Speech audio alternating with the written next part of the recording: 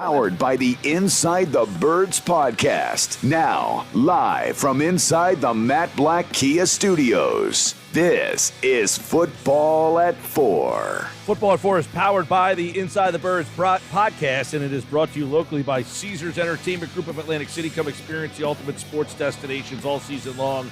Wild Wild West, Tropicana, Harrah's Resort, Atlantic City. Book your game day experience today at Caesars.com.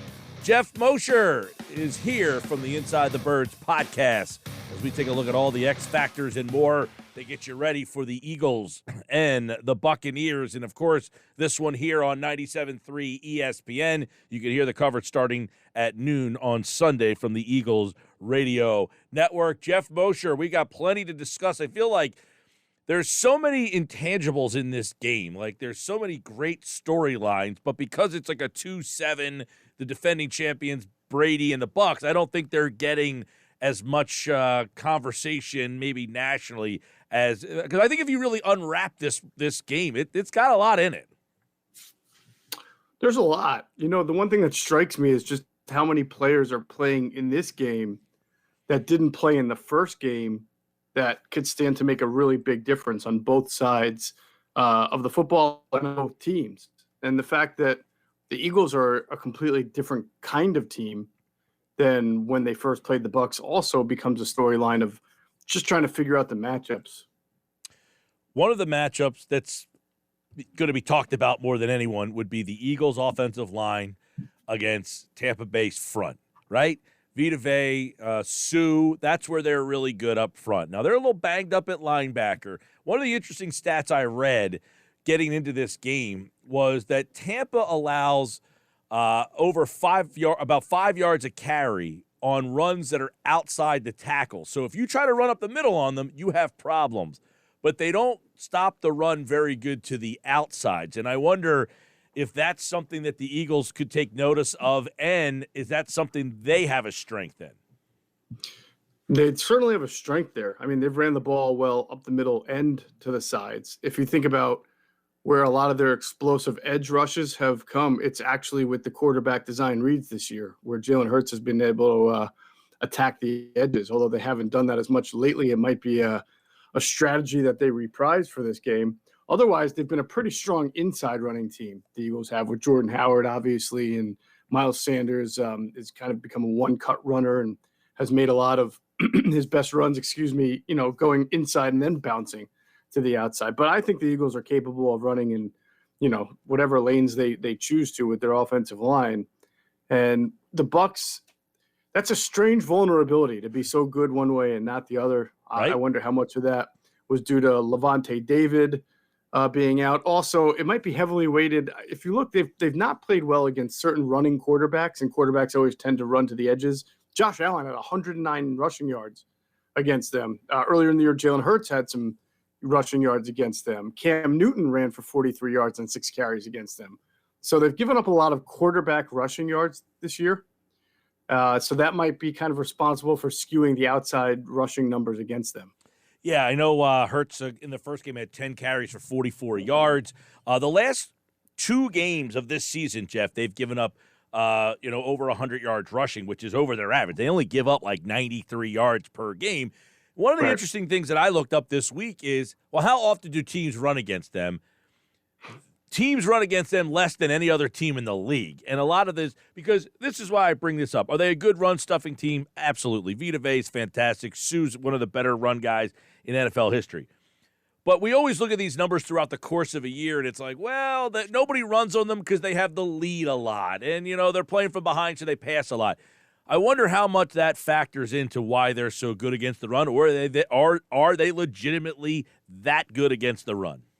No, I think there's 3 things involved. One, you just mentioned it. Personnel, it's yes, Vita Vea is great, and Ndamukong Suh is great. Golston's pretty good.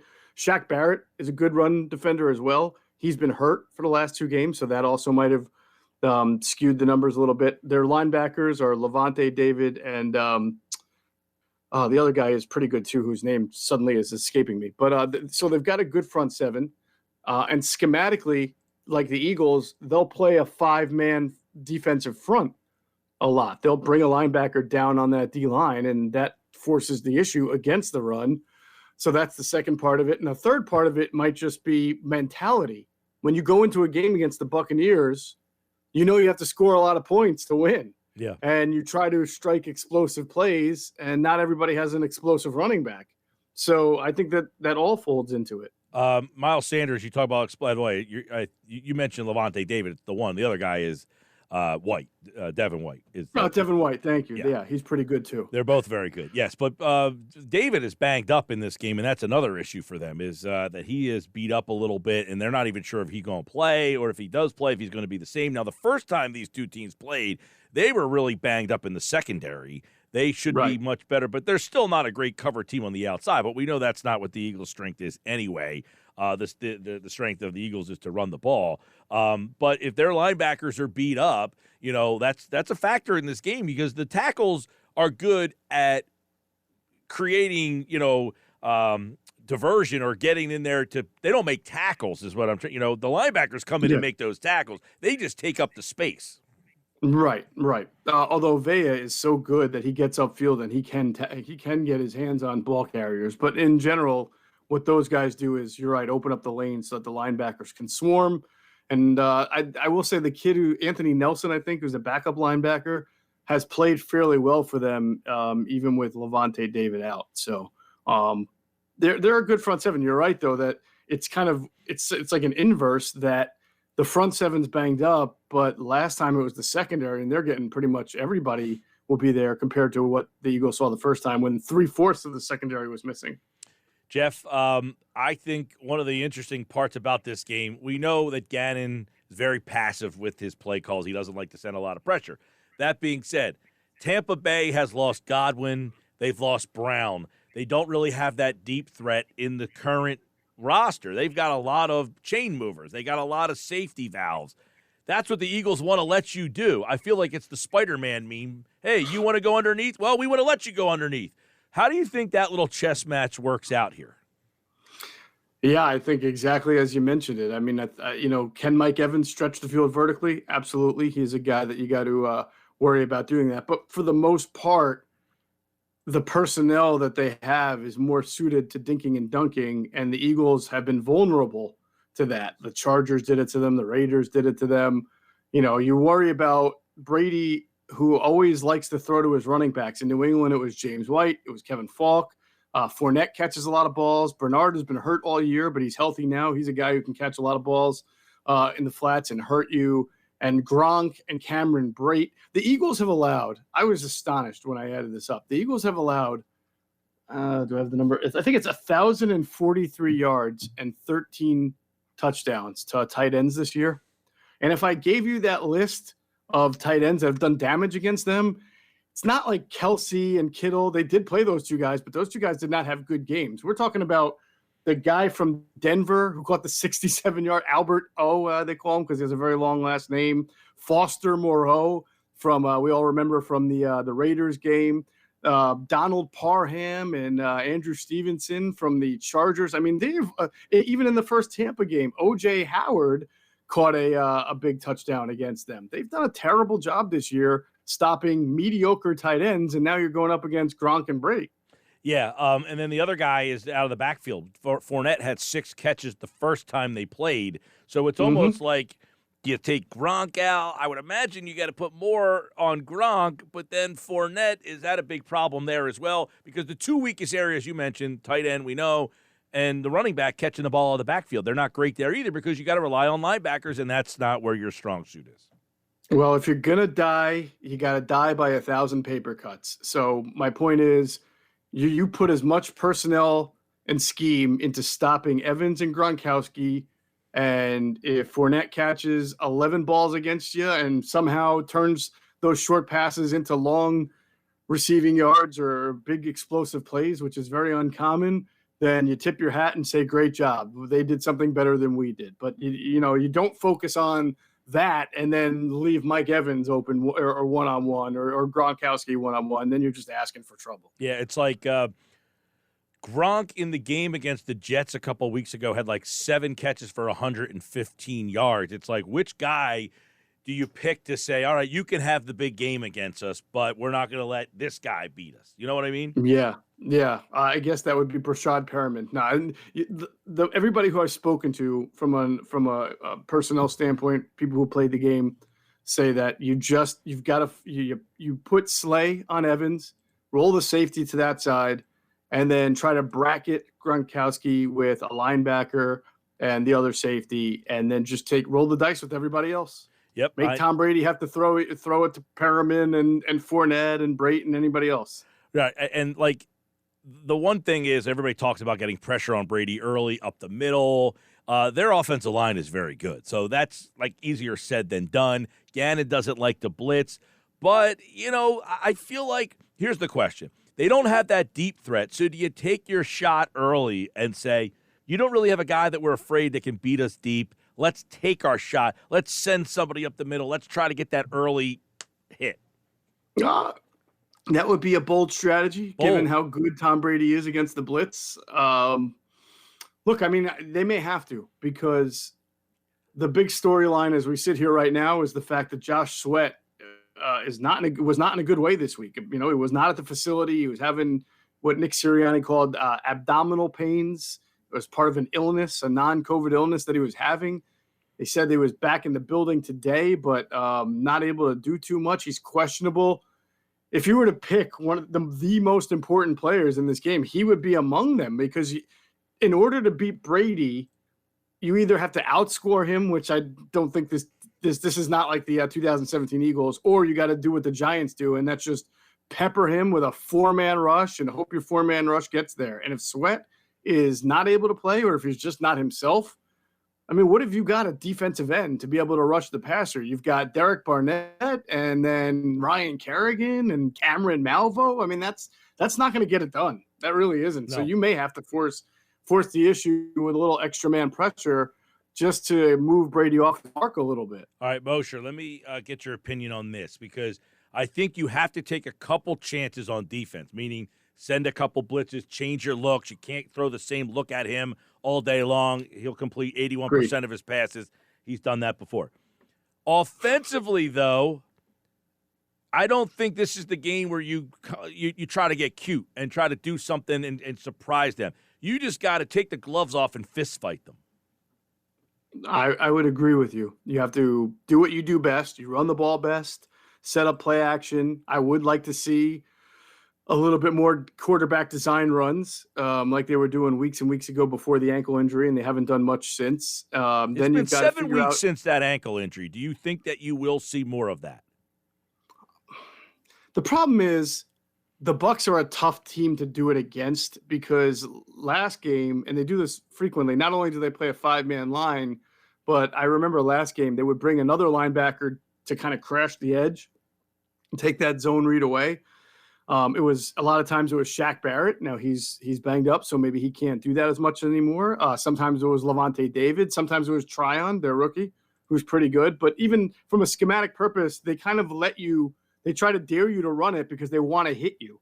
And when they hit you, it hurts, as you know.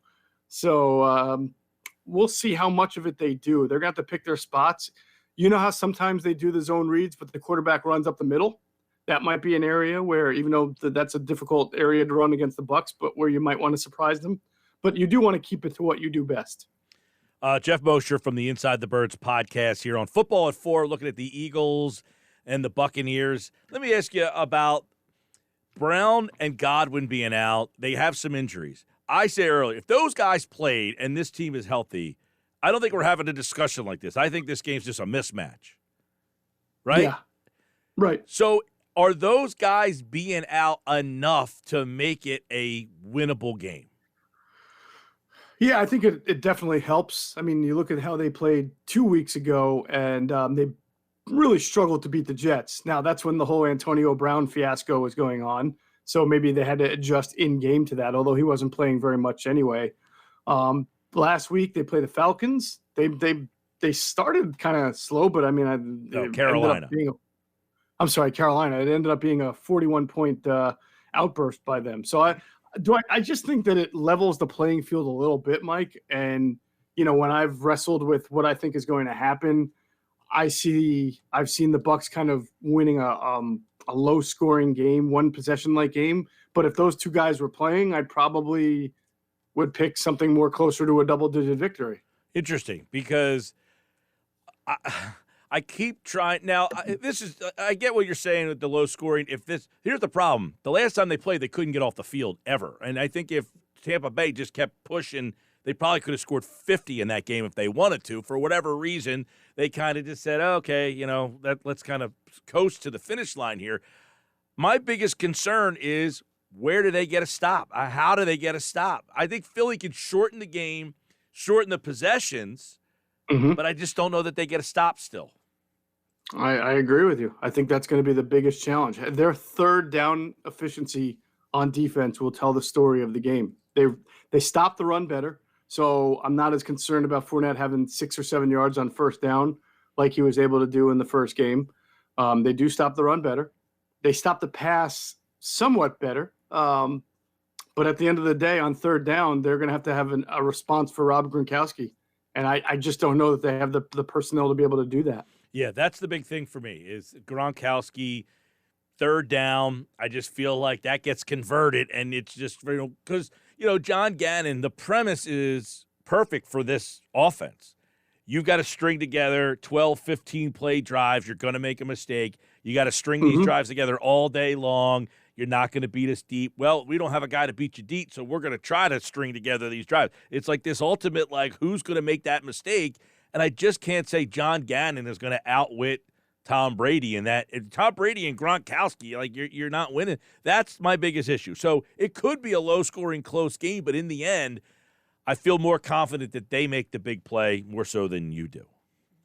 That's fair. I think it's good logic, rationale. If I were the Bucs, I might consider coming out of the gates with a lot of no huddle, up tempo, to make sure that the Eagles can't sub defensive linemen onto the field.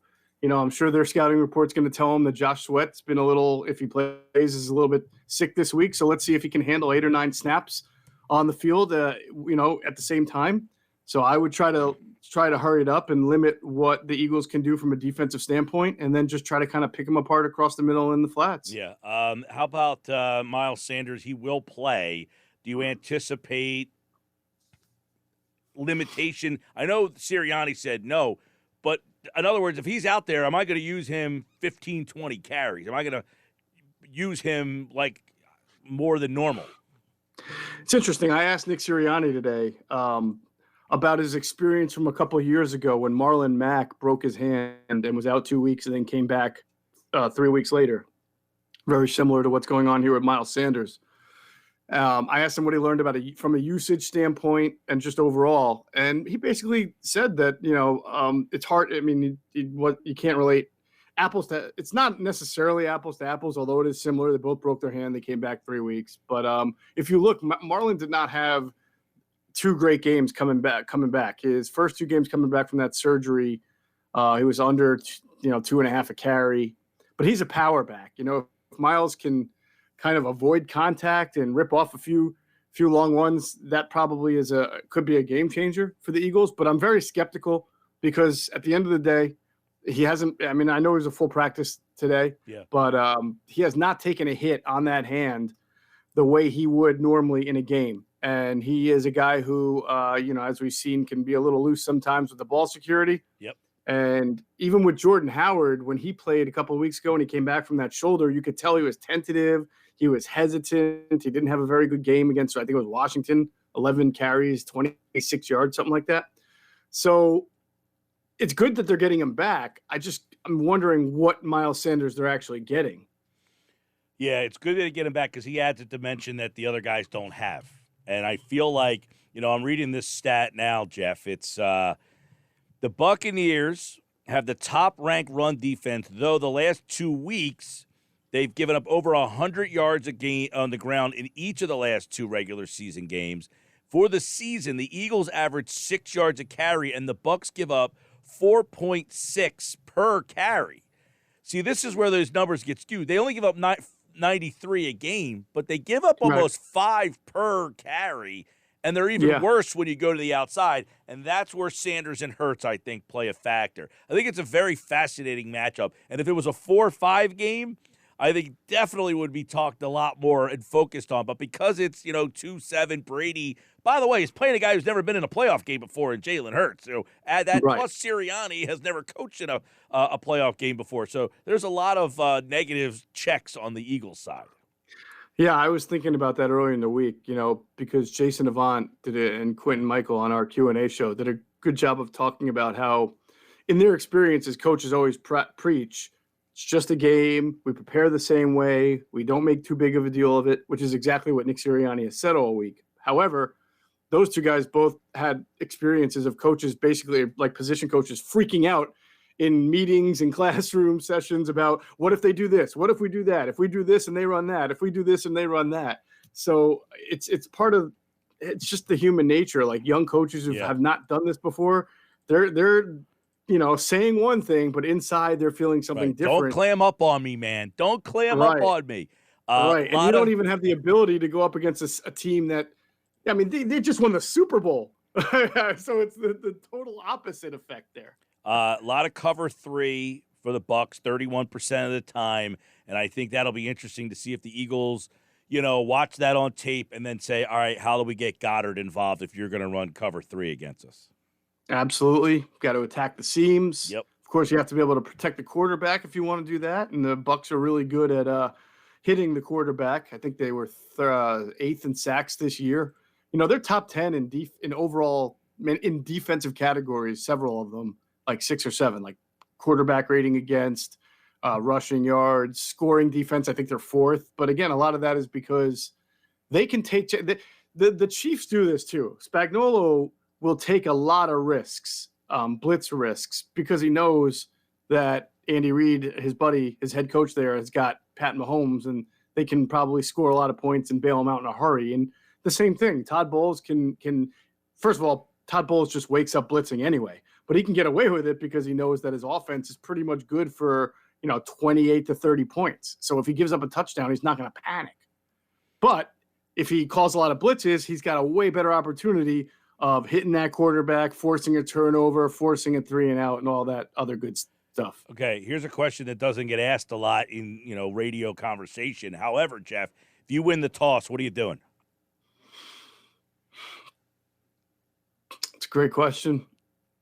I want the ball to start the second half. Okay. I usually do too, but I feel like in this game, I almost want the ball so I can set the tone of the game. I don't want them to go down and score. I want the ball. I want to try to show that I can run, and I'm going to set the style of this game, because sometimes it turns into one of these field position and, you're punting back and forth. I don't think that's – if they get the ball first, I think they're going to go down and score. So I want the ball, and I want to punch you in the mouth first, and I want to see if you can get off, body blows. I want to see if you can get off and change the dynamic of that game.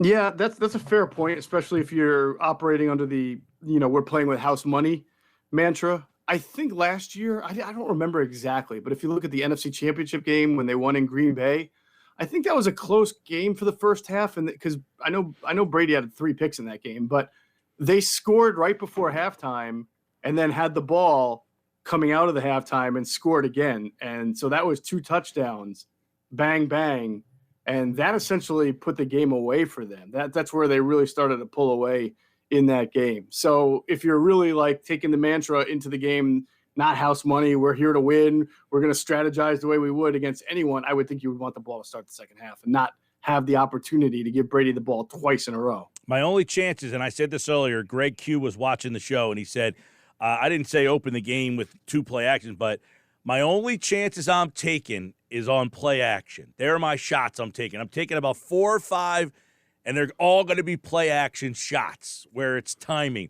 Hey, I'm going to play action, and I'm getting you one-on-one, and I'm just going to throw it up and make a play there, Devontae Smith. I like it. The Eagles' history of playoff games recently is showing you some things that you didn't see. Even Doug Peterson, as a first-time playoff coach in year 2, on the way to the Super Bowl, if you remember the Atlanta game, he did some things with Nelson Aguilar that he hadn't done all year as far as handing the ball off on the jet sweeps. Then Minnesota came the flea flicker, right, to Alshon Jeffrey. Yeah. Hadn't seen a whole lot of that. And then, of course, Philly in the Super Bowl. So these are where this happens all the time. Everybody's always working on something for the playoffs. Now, so are the Tampa Bay Buccaneers, though. So we'll see what they've got up their sleeve as well. All right, Geoff Mosher, who wins and why? I think the Tampa Bay Bucs will win. I just think they're a better team, more well-rounded offensively and defensively. And obviously they've got this guy named Tom Brady who's very difficult to stop. But I think it's going to be a competitive game. I know the spread. I seen 9 points. I picked something like 23-16, which would cover the spread and probably be under whatever the over-under mark is. I think that's what I had picked. I could see 26-20 also. But, I think it's going to be that kind of a game. Quez agrees. Yeah, Quez has been watching a lot this week. He's got a lot of difference of opinions of how he's being used in the offense. He's picked an interesting platform to voice his opinion. Right. He knows where the people are watching football at 4, right here on the Sports Bash. Geoff Mosher, 23-16. Tampa Bay beats Philadelphia. The Inside the Birds pregame show is Sunday at 10 a.m. on the Inside the Birds social media channels, their YouTube channel. You can watch it starting at 10 a.m. You'll have plenty of conversation, film breakdown, and everything you'll need to know for Eagles and Bucks, and you can watch that 10 a.m. on the Inside the Birds social media platforms. All right, Moshe, we will talk to you on Monday with a recap of Eagles and Bucks. I'll see you then, man. Can't wait. All right, Bart Scott. Take it easy. There's Geoff Mosher here on the Sports Bash Live, 97.3 ESPN.